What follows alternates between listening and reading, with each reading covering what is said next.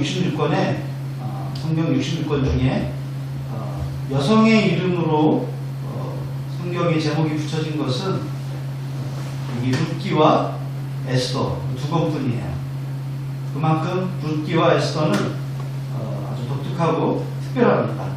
더구나 룻기는 그 주인공이 이스라엘 사람이 아닌 모압 출신의 이방 여인이다. 성경 속에 이방 여인이 주인공으로 등장했다라고 하는 것은 굉장히 독특하죠. 룻기는 개인적으로는 온통 타락한 시대에도 한 여성이 말할 수 없는 역경 속에서 자신의 풋풋한 인간성과 또 순결한 신앙을 지켜서 축복받는 이야기라고 할 수 있어요. 동시에 하나님께서 백성 이스라엘의 타락의 악순환이 계속된 그 사사시대의 그 암울한 상황에서 벗어나지 못하고 있을 때라도 순수한 신앙을 가진 그 한 여인, 그것도 이방 출신의 과부를 통해서 다윗이 태어나고 그리고 나아가 구속사의 중심이신 메시아가 태어나게 하심으로써 그 구속사의 맥을 이어오셨다라고 하는 것을 보여주는 이야기예요. 오늘 1장 1절에 보니까 사사들이 치리하던 때라고 되어 있어요. 근데 그 땅에 흉년이 드니라. 유다 베들레헴 한 사람이 그의 아내와 두 아들을 데리고 모압 지방에 가서 거류하였는데, 이 사사들이 치리하던 때, 한마디로 말해서 신앙의 방향성을 상실한 시대예요. 종교적으로 그리고 도덕적으로 절대 진리를 잃어버리고, 성경에 보니까 사람마다 각각 자기 소견에 옳은 대로 행했다. 바로 그런 시대였다 이렇게 얘기해요. 아무리 말씀이 있어도, 아무리 이 말씀이 옳다고 해도 어떻게 판단해요? 내 소견에 옳은 대로 판단해요. 내가 옳으면 옳은. 그래서 이 시대는 영적으로 어두운 시대예요. 캄캄한 시대예요. 하나님을 전혀 모르는 것도 아니에요. 하나님을 알면서도 자기 소견에 옳은 대로 살아가는 시대. 그것은 하나님이 없는 것과 마찬가지죠. 그런데 그런 캄캄한 시대에도 신앙을 지켰던 소수의 경건한 사람들이 있었다라는 거예요. 그리고 그 캄캄할 때에도 하나님의 구속의 손길은 멈추지 않는 거죠. 그때에도 여전히 하나님 그 구속의 손길을 보여주셨다는 거예요. 또한 이 아름다운 신앙과 사랑 이야기의 주인공이 바로 다윗의 조상입니다. 하나님께서 다윗을 택하시고 그를 이스라엘을 왕으로 삼으신 것이 어쩌다 보니까 다윗이 괜찮아서가 아니라 하나님이 오래전부터 계획하시고 그 계획 속에서 이루어진 섭리라는 거죠. 나아가서는 이 룻기가 바로 하나님의 구속사적 관점에서 아주 중요한 사실을 우리에게 알려주고 있어요. 오늘 22절 말씀을 보니까 이렇게 되어 있어요. 나오미가 모압 지방에서 그의 며느리 모압 여인 룻과 함께 돌아왔는데 그들이 보리 추수 시작할 때 베들레헴에 이르렀더라 그랬어요. 여기 룻이 모압 여인이라고 말하고 있어요. 그것도 한 번만 나온 게 아니라 여러 차례 반복해서 룻은 모압 여인이다 이렇게 얘기하고 있어요. 이 모압 여인 룻이 이스라엘의 하나님 여호와를 믿음으로 이스라엘 공동체에 들어올 수 있었어요. 그리고 그가 다윗의 조상이 되었어요. 성경에 이런 여인이 또 하나 있죠. 누굴까요? 여리고의 기생 라합. 그도 역시 믿음으로 구원받고 이스라엘의 공동체의 일원이 되었어요. 이것은 무엇을 얘기할까요? 하나님의 구원은요, 혈통에 의해서 좌우되는 게 아니에요. 우리 부모님이 예수 믿었기 때문에, 우리 부모님이 목사님이고, 우리 부모님이 예수 잘 믿는 사람이었기 때문에 나도 당연히 하나님의 백성 되겠지, 절대 아니라는 거예요. 그것을 우리에게 말씀해 주고 있는 거죠. 자, 그렇다면 첫 번째, 오늘 이 본문의 말씀을 통해서 우리가 알 수 있는 한 가지가 있는데 그것은 성도에게는 떠나서는 안 되는 자리가 있어요. 오늘 룻기 1장에 보니까 이스라엘의 죄악에 대한 하나님의 징계가 있었어요. 그게 뭐냐면 기근, 흉년 이런 것들을 신명기서에 보면 하나님이 그들을 심판하시고 그들이 하나님을 떠났을 때 하나님이 내리시는 징벌이었어요. 이 징계를 피해서 베들레헴 사람 엘리멜렉이 가족을 이끌고 모압 땅으로 이주했다는 거예요. 그리고 그 결과가 나와요. 엘리멜렉은 흉년을 피해서 자신의 가족들을 이끌고 모압 땅으로 이주했지만 그곳에서 자신의 생명을 잃고 두 아들의 생명을 잃는 큰 불행을 당하죠.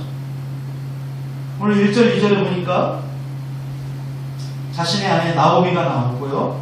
그리고 두 아들 말론과 기륜이 나오고 그리고 그 흉년을 피해서 모압 지방에 가서 거주했다. 이렇게 돼 있어요. 그런 농경사회에서 흉년을 피해서 풍요로운 땅으로 이주하는 것, 이건 자연스러운 거예요. 오직 내 땅에서 나는 것을 먹고 살 수밖에 없는 그때 내가 사는 그곳에 흉년이 들어서 기근이 들어서 식량이 다 떨어지고 더 이상 살 길이 없어요. 그래서 그것을 떠날 수밖에 없는 거죠. 여러분, 아브라함이 가나안 땅에 처음 도착했을 때 애굽으로 내려간 것이나 그의 아들 이삭이 그랄 땅으로 내려간 것이나 아니면 야곱과 그 가족이 애굽의 고센 땅으로 내려가는 것, 다 같은 이유죠. 그러나 그럼에도 불구하고 오늘 본문에 나오는 그 엘리멜렉이 모압 땅으로 이주한 것은 잘못된 일이었어요. 왜요? 왜냐하면 하나님이 주신 땅이었기 때문인데요. 그 하나님이 주신 땅은 하나님이 그 백성들에게 기업으로 주신 거예요. 그런데 그 기업을 포기하고 떠난다는 것은 스스로 하나님의 백성인 길을 포기하는 것과 마찬가지예요. 누구든 내가 원하는 대로 어디든지 갈 수 있지만 하나님의 백성에게는 결코 떠나서는 안 될 자리가 있어요. 이게 어딜까요? 바로 하나님의 품이에요. 하나님 안에 거하는 것. 비록 흉년이 들어 먹고 살 길이 막막하지만 그러나 이스라엘 땅을 떠나서는 안 되는 거예요. 마찬가지로 하나님의 백성이 하나님의 자녀가 하나님을 떠나는 것은 절대 있어서는 안 되는 거죠.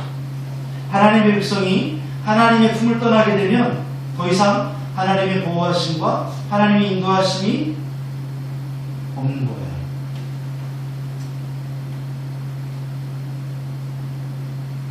하나님을 떠난다는 것은 더 이상 그분의 보호하심을 받을 수 없다는 거예요. 마치 물고기가 물을 떠나면 괴로움 가운데 죽을 수밖에 없는 것과 마찬가지예요. 예수님께서는 이런 사실을 탕자의 비유를 통해서도 말씀해 주시죠. 아버지 집에 있을 때는 누구보다도 행복하고 자유로운 풍요로운 삶을 살았어요. 하지만 탕자가 아버지 품을 잠시는 즐거웠을지 모르지만 세상 누구보다 초라하게 비참한 삶을 살 수밖에 없었죠. 이처럼 하나님 백성은 하나님의 품 안에 있을 때에만 자유롭고 풍성한 삶을 살게 되는 거예요. 어떤 이유에서도 하나님을 떠나서는 살 수 없어요. 에이, 뭐 잠깐인데. 아니요, 할 수가 없어요. 하나님의 품을 우리가 떠나서는 안 되는 자리예요. 하나님의 품을 떠나는 순간 우리는 삶의 불행 가운데 들어가는 거예요. 우리는 하나님의 품에 거하며 하나님 주신 그 참된 사랑과 은혜 가운데 살아가는 자들이 되어야 돼요. 여러분, 우리 그런 사람들이 됩시다. 그게 우리가 선택할 수 있는 가장 최선의 삶이에요. 여러분, 이걸 해도 되고 저걸 해도 돼요. 부산에 가도 되고 광주에 가도 되고 아니 더 먼 나라에 갈 수도 있어요. 그러나 떠나서는 안 되는 자리가 있어요. 왜냐하면 하나님 안에 있어야 돼요. 하나님의 품을 떠나면 안 되죠. 예레미야 17장 5절의 말씀하십니다. 같이 읽어보겠습니다. 여호와께서 이와 같이 말씀하시니라. 무릇 사람을 믿으며 육신으로 그의 이름을 삼고 마음이 여호와에게서 떠난 그 사람은 저주를 받을 것이다. 네, 그렇습니다. 마음이 하나님을 떠난 사람, 그 사람은 하나님의 복을 누릴 수 없는 거예요. 예수님도 같이 말씀하시죠. 요한복음 15장 5절에 우리에게 말씀하세요. 나는 포도나무요 너희는 가지라. 그가 내 안에 내가 그 안에 거하면 사람이 열매를 많이 맺나니 나를 떠나서는 너희가 아무것도 할 수 없습니다. 절대로 하나님 안에 있어야만 하나님의 은혜를 누리는 거예요. 두 번째로, 그러나 하나님은 자기 백성의 고통을 외면하지 않으세요. 오늘 1장 6절에 보니까 이렇게 돼 있죠. 그 여인이 모압 지방에서 여호와께서 자기 백성을 돌보시사 그들에게 양식을 주셨다 함을 듣고 이에 두 며느리와 함께 일어나 모압 지방에서 돌아오려 하여. 나오미가 자기 남편 엘리멜렉과 함께 모압 땅으로 이주하게 된 동기가 뭐였어요? 이스라엘 땅의 기근, 즉 이스라엘 땅에 하나님의 징계가 있었죠. 그런데 여호와께서 자기 백성을 돌보셔서 그들에게 양식을 주셨다 한 소식을 들었어요. 이 얘기는 곧 이스라엘에 대한 하나님의 징계가 끝났다. 하나님께서 이처럼 이스라엘에 대한 징계를 거두신 것은 왜 그래요? 오늘 본문에 보니까 자기 백성을 돌보시사. 하나님 돌보셨기 때문이죠.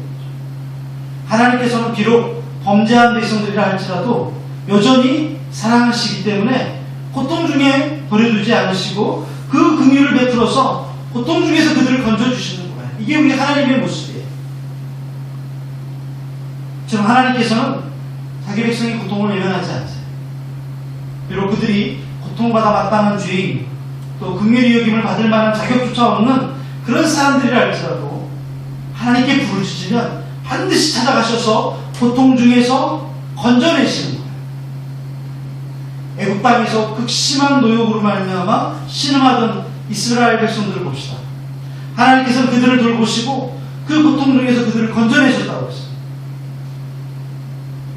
그들에게 하나님을 믿는 믿음이 있었기 때문인가요? 아니에요.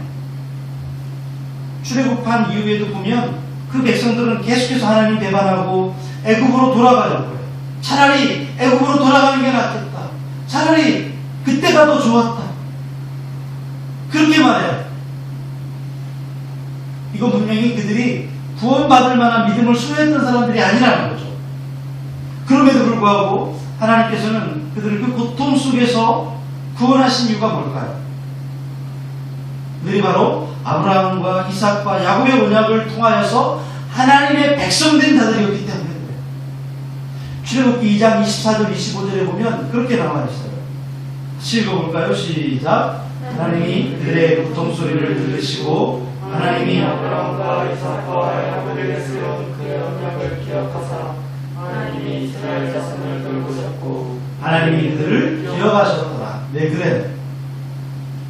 하나님이 그들을 기억하셨고 아브라함과 이삭과 야곱에게 세운 그 언약을 기억하셨기 때문에 그 언약으로 맺어진 백성들이기 때문에 하나님께서 그들을 건져주시고 구원해 주신 거예요.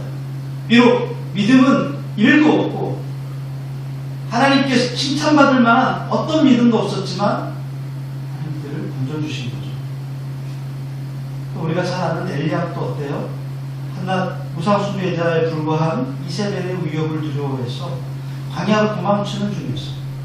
그럼에도 불구하고 그가 길에서 기진하게 됐을 때 어떻습니까? 하나님께서 엘리야의 고통을 외면하지 않으시죠. 엘리야는 불의 사자 아닙니까? 엘리야는 능력의 사람 아닙니까? 하늘에서 불이 내려오고 그가 기도하면 비가 내리고 그의 기세로 말미암아서 이방의 그 우상의 선지자들을 기손시냇가에서 목을 쳐 죽일 수 있는 그런 기세등등하던 그 엘리야가 한낱 우상 섬기는 이세벨의 위협에 모든 것 다 포기하고 모든 마음이 완전히 실망에 젖어들어서 그 삶을 포기해요. 이제 죽는 게 낫겠다. 이럴 바에는 차라리 그러면서 모든 것들을 포기하고 자포자기해요. 근데 하나님은 그 엘리야를 내버려 두지 않으세요. 엘리야에게 천사들을 보내서 그를 위로하시고 또 쉬게 하시고 떡과 물을 공급해 주시고 그 고통에서 벗어나게 해주시고, 하나님께서는 하나님의 자녀들을 결코 고통 가운데 내버려 두지 않으시고 어느 곳에 있든지 찾아가셔서 구원해 주시는 그분이 우리 하나님이세요. 다윗은 시편 138편 7절에서 이렇게 고백해요. 내가 환난 중에 다닐지라도 주께서 나를 살아나게 하시고 주의 손을 펴사 내 원수들의 분노를 막으시며 주의 오른손이 나를 구원하십니다. 그래서 우리는 어떤 어려운 가운데 있을 때에도 낙심하거나 절망하지 않아요. 낙심하지 맙시다. 절망하지 맙시다. 왜 우리가 낙심할 때가 없겠어요? 왜 우리가 절망할 때가 없겠어요? 다 낙심할 때가 있고 절망할 때가 있어요. 신앙적으로도 그렇고 우리가 일상의 삶에서도 그렇고 또 재정이 있을 때 없을 때도 그렇고 친구가 없을 때도 그렇고 사람들에게 실망이 있을 때도 마찬가지예요. 우리에게 그런 것들이 있어요. 그래도 낙심하지 마요. 오직 하나님만 바라보며 그분의 도움을 구하잖아요. 그럴 때 하나님께서는 우리의 고통을 외면하지 않으세요. 반드시 우리를 구원하셔서 우리를 참된 평강으로 인도하십니다. 출애굽기 3장 7절에 말씀하시죠. 한번 같이 읽어볼까요? 시작. 여호와께서 이르시되 내가 애굽에 있는 내 백성의 고통을 분명히 보고 그들의 강도자로 말미암아 부르짖음을 듣고 그 근심을 알고. 네, 맞아요. 하나님이 그 부르짖음을 듣고 그 근심을 안돼요. 여러분, 그러면 우리가 가끔 헷갈릴 때가 있어요. 그러면 예수 안 믿는 나라 사람들이 고통당할 때는 하나님이 그냥 내버려 두시나? 아니요, 그렇지 않아요. 여러분, 요즘 러시아와 우크라이나가 전쟁이 일어났어요. 아무리 러시아가 지금 허둥대고 있다고 해도 세계 2위의 초강대국이에요. 우크라이나 사람들이 예수 잘 믿는 사람들이에요? 아니요, 그렇지 않아요. 그럼 하나님이 내버려 두실까요? 아니요, 그렇지 않아요. 하나님의 백성들이 울부짖을 때, 괴로워할 때 그 고통을 들으시는 분이에요. 그 고통에서 건져주시는 분이에요. 오늘 우리가 읽었던 출애굽기 3장 7절 분명히 말씀하세요. 부르짖음을 듣고 그 근심을 아신다고 말씀하세요. 열왕기사 14장 26절 27절에도 말씀하시죠. 같이 읽어봅시다. 시작.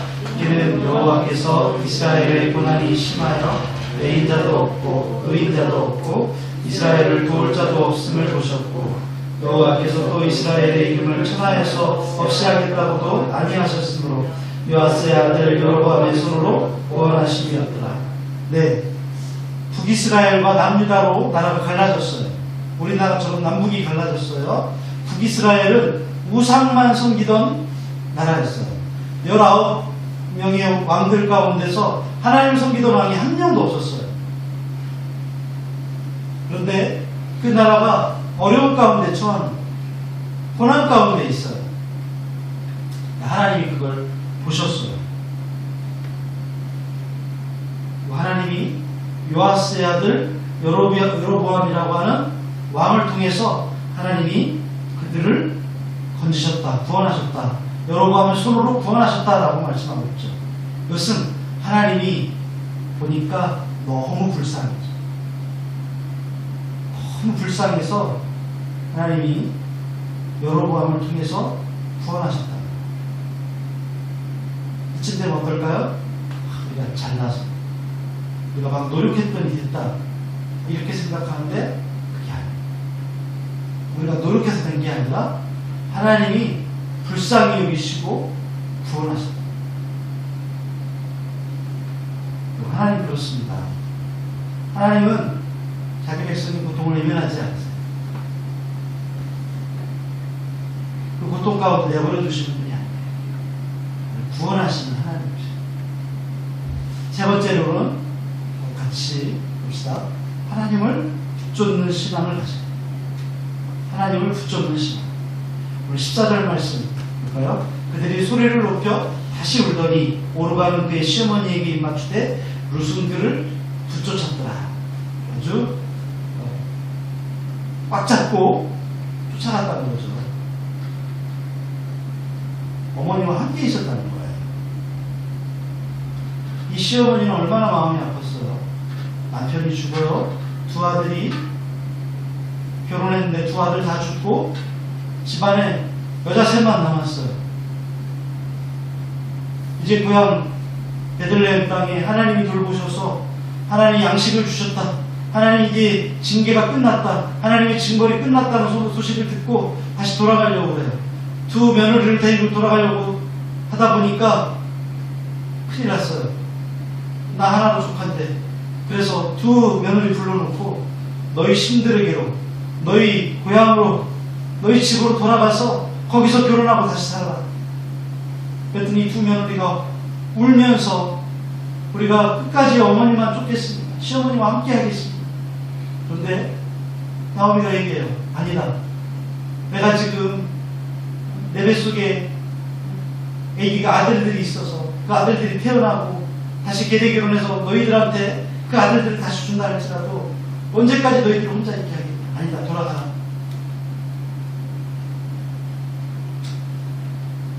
결국 오르바라고 하는 며느리는 울며 시어머니와 인사하고 자기 조상, 자기 고향, 자기 땅으로 돌아가요.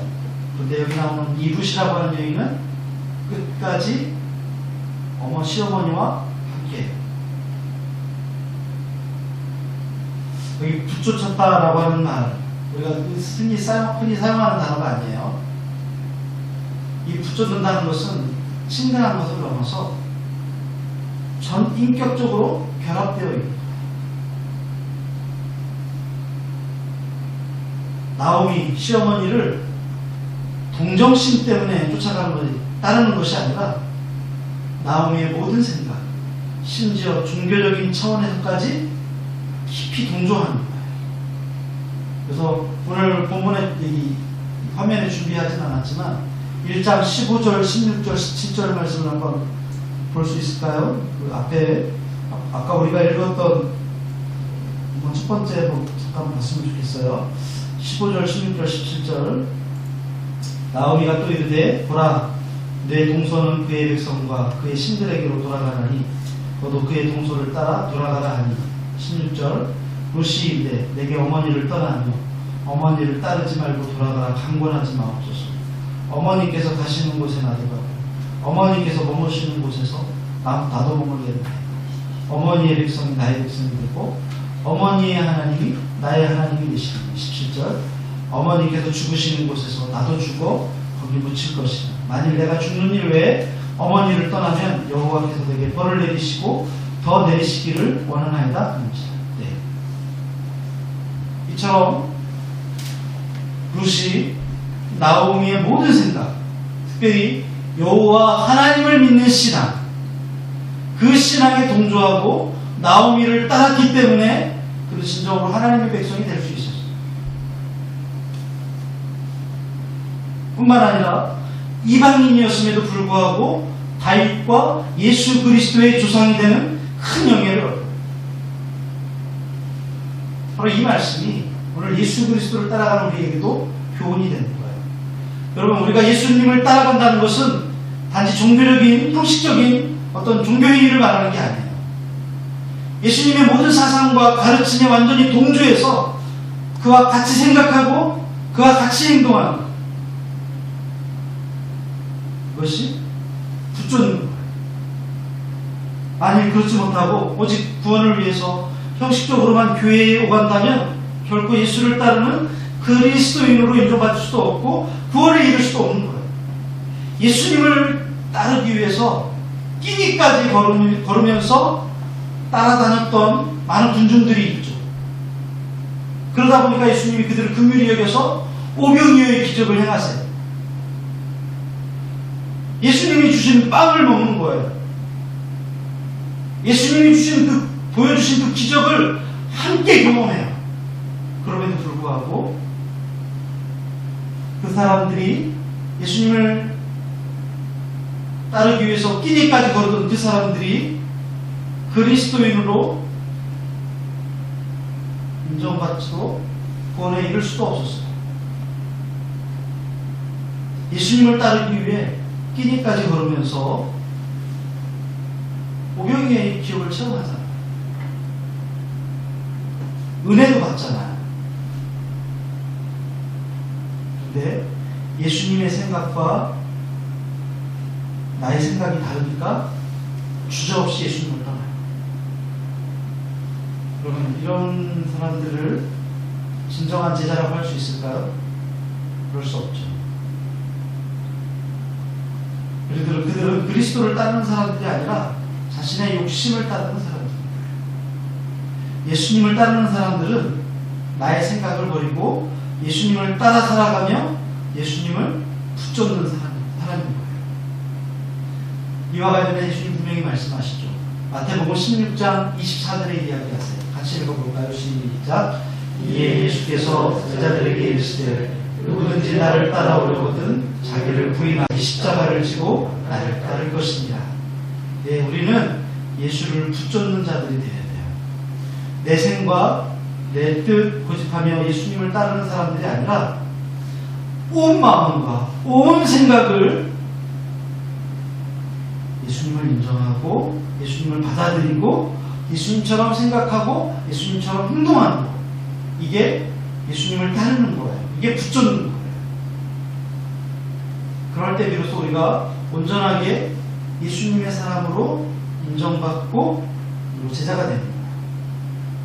마태복음 19장 27절 28절에 보니까 베드로가 이렇게 고백하죠. 이에 베드로가 대답하여 이르되 보소서 우리가 모든 것을 버리고 주를 따랐사온데 그런즉 우리가 무엇을 얻으리이까? 예수께서 이르시되 내가 진실로 너희에게 이르노니 세상이 새롭게 되어 인자가 자기 영광의 보좌에 앉을 때 나를 따르는 너희도 12 보좌에 앉아 이스라엘 12지파를 심판하리라. 놀라운 축복이죠.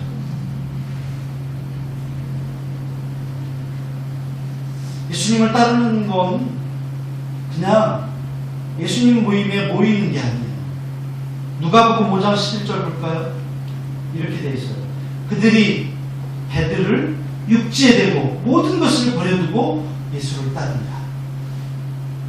지금도 그렇지만 과거에도 배는 재산의 가치가 굉장히 높아요. 배만 버렸어요? 그물도 버려요. 그물만 버렸어요? 가족까지 버렸죠. 다 버려두고 예수님을 따라요. 때로는 예수님을 따를 때 가족과 부딪히기도 해요. 그래서 예수님을 따라야 될 때가 있어요. 집을 나가라는 게 아니에요. 예수님을 따를 때 생각, 행동, 모든 것들을 그분에게 맞추기 때문에 반대에 직면하고 이해받지 못한다. 그래도 예수를 따르는 이것이 붙잡는 신앙입니다. 마지막으로 네 번째는 하나님의 징계의 목적은 멸망이 아니라 회개와 신앙적인 성숙이에요. 오늘 룻기 1장 20절 21절에 이렇게 나와 있죠. 나오미가 그들에게 이르되 나를 나오미라 부르지 말고 나를 마라라 부르라. 이는 전능자가 나를 심히 괴롭게 하셨습니다. 내가 풍족하게 나갔더니 여호와께서 내게 비어 돌아오게 하십니다. 여호와께서 나를 징벌하셨고 젖는 자가 나를 괴롭게 하셨거늘 너희가 어찌 나를 나오미라 부르느냐 하니라. 네, 나오미는 자신을 맞아주는 고향 사람들에게 나는 하나님에게 징벌을 받은 죄인이기 때문에 나오미라고 하는 이름으로 불릴 자격이 없다는 거예요. 나를 나오미가 아니라 마라라 부르라는 거죠. 나오미라고 하는 뜻은 기쁨이라는 뜻을 갖고 있어요. 달콤하다는 뜻을 갖고 있어요. 근데 마라는 무슨 뜻이죠? 우리 잘 알죠. 마라, 쓰다, 고통, 이런 뜻을 갖고 있어요. 이 나오미가 하나님께 징계를 받아서 내 죄악을 깊이 깨닫고 그가 이제 돌이켰다는 거예요. 하나님 앞에 돌아왔다는 게 회개예요. 돌이키는 것, 방향을 바꾸는 것, 전환해서 가던 길에서 돌이켜 하나님께로 나아가, 이걸 회개라고 해요. 양심의 가책이 회개가 아니에요. 아유 잘못했네, 이게 회개가 아니고 내가 가던 길을 돌이키는 거예요. 이게 회개예요. 지금 나오미는 자신의 죄악을 깨달은 거예요. 그리고 회개하는 거예요. 이 환난과 고통을 당하면서 이게 하나님을 떠난 죄악 때문이구나 라고 하는 것을 깨닫고, 이게 하나님의 징벌이라는 사실을 깨닫고, 이 고통을 받아서 마땅한 나의 죄를 깊이 뉘우치는 거예요. 그리고 돌이키는 거예요. 여러분 생각해 볼까요? 나오미가 만약 이것처럼 하나님께 징계받지 않았다면, 그래서 모압 땅에서 남편과 함께 두 아들과 함께 행복하게 살았다고 한다면 그럼 결코 나의 죄를 깨닫지도 못했을 뿐더러 회개와 하나님 품으로 돌아오지도 않았을 거예요. 여러분, 그래서 진짜 하나님의 징벌이 뭐냐면요, 진짜 하나님의 징벌은 내버려 두시는 거예요. 너 행복하니? 내버려 두세요. 회개할 기회조차 없어요. 그래서 편하게 살다가 다 죽는 거예요. 그리고 하나님의 심판이에요. 그러나 하나님의 백성에게는 비록 하나님의 징벌로 말미암는 어려움이 있고 고난이 있고 괴로움이 있어요. 그러나 그것을 하나님의 사랑으로 깨닫고 회개해서 더 성숙한 신앙으로 나아가는 것, 이게 하나님이 징벌하시는, 징계하시는 목적이라는 거예요. 그럼 우리도 부모님의 자녀였고 역시 우리에게 자녀가 있어요. 또 여러분들도 성숙해서 결혼하고 자녀들을 낳을 거예요. 왜 징계해요? 올바로 바로 성장하게 하기 위해서 징계합니다. 하나님이 자기 백성을 멸망시키기 위해서 징계하는 것이라고 한다면 하나님이 회개할 기회를 주실까요? 회개할 기회를 주시지 않는 것, 이게 징계예요. 하나님은 자기 백성에게 그렇게 하시지 않아요. 여러분, 우리가 창세기에 나오는 소돔과 고모라라고 하는 그 땅을 심판하신 이야기를 우리가 잘 알고 있죠. 소돔과 고모라 백성들은요, 하나님이 단 하루 사이에 멸망시켜 버리셨어요. 하나님이 징계를 내리시는 목적은 멸망이 아니에요. 회개, 신앙적으로 성숙하게 하는 거예요. 그래서 징계받는 사람들에게 회개할 기회를 주십니다. 그 징계로 말미암아서 내 자리에서 돌이켜서 회개하면 그 징계를 거두실 뿐만 아니라 모든 축복된 삶을 회복시켜 주시는 거죠. 그래서 히브리서 12장 11절에 이렇게 말씀하세요. 같이 읽어봅시다. 시작. 그 징계가 당시에는 즐거워 보이지 않고 슬퍼 보이나 그의 그로 말미암아 의롭다 자들의 의와 평강의 열매를 맺느니라. 아멘. 그렇습니다. 의와 평강의 열매를 맺게 되는 거죠. 그 안에 평안이 있고요, 하나님의 그 축복이 있는 거예요. 그래서 징계의 목적은 결코 멸망이 아니에요. 오직 죄를 깨닫고 하나님께 나아오는 회개와 하나님을 더 깊이 알아가는 신앙적인 성수, 이게 우리에게 주시는 징계, 고난, 이 목적입니다. 그래서 하나님이 징계하시는 이유는 자기 백성들을 미워하시는 게 아니라 사랑하시기 때문입니다. 그래서 우리가 징계받을 때에도, 고난당할 때에도 낙심하거나 절망해서는 안 돼요. 오히려 징계를 받을 때 하나님께서 나를 올바른 길로 회복하라고, 회개하라고, 돌이키라고 하시는 것이구나, 이렇게 깨닫는 거예요. 이게 성숙한 신앙인 거죠. 그럴 때 하나님께서 우리를 기뻐하시고 우리의 모든 죄를 도말하시고 더할 수 없는 은혜와 축복을 주시는 거예요. 우리가 욥이라고 하는 사람은 알죠. 그는 하루아침에 자녀 10명을 잃고 모든 재산을 잃어버리고 자기 몸에 병이 들고 아내는 자기 자신을 저주하고 떠나버렸어요. 그럴 때 욥이 고백하죠. 욥기 23장 10절에 그렇게 말합니다.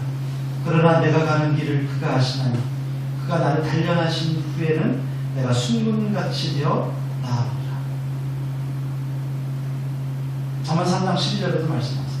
같이 읽어봅시다. 대저 여호와께서 그 사랑하시는 자를 징계하시기를 마치 아비가 그 기뻐하는 아들을 징계하는 같이 하십니다. 그렇습니다. 우리가 남의 자식을 함부로 하지 않죠. 내버려둬요. 그러나 하나님이 우리를 사랑하시기 때문에 징계하시고 그리고 아들을 사랑하는 거죠. 마무리하겠습니다. 나오미는 자식과 남편을 잃어버린 상황에서도 결코 좌절하지 않고 새로운 삶을 살기 위해서 고향 땅으로 베들레헴으로 돌아와요. 이처럼 모든 것을 잃어버린 상황에서 좌절하고 낙심할 수 있었지만 소망을 가질 수 있었던 것은 하나님을 바라봤기 때문이죠. 하나님을 기억했기 때문이죠. 하나님을 바라보는 사람은 상황 때문에 좌절하거나 포기하지 않습니다. 왜냐하면 하나님 그 백성 어떤 상황 속에서도 건져내실 수 있는 그런 능력이 있으신 하나님이기 때문이죠. 내 인생을 의지하던, 내 인생을 지배하던 모든 것들이 무너져 내릴 때도, 더 이상 아무런 소망이 없을 때에도 우리가 해야 될 것은 딱 하나 있어요. 하나님을 바라보는 거예요. 하나님을 신뢰하는 거예요. 그럴 때 하나님이 이 절망을 듣고 다시 일어나게 해주실 거예요. 오늘 우리가 끝까지 하나님을 붙여치며 하나님을 신앙하시기 바랍니다. 오늘 이 룻기를 통해서 우리가 결단해야 돼요. 하나님을 바라봅시다. 우리 주만 바라볼지라도 우리 찬양하시고 시작합시다.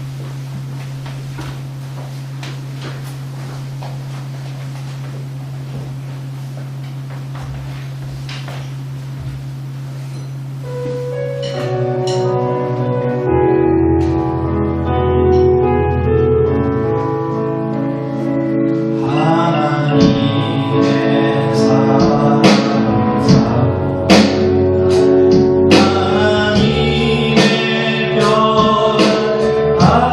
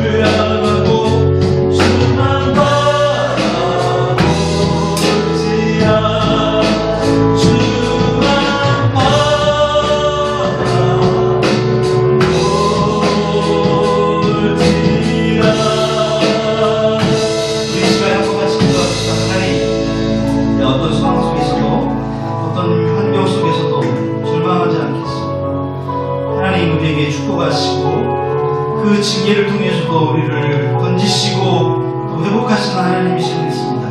끝까지 주만 바라볼 때 주님 나에게 복 주시옵소서. 주님 나와 함께하여 주시옵소서. 같이 기도하겠습니다.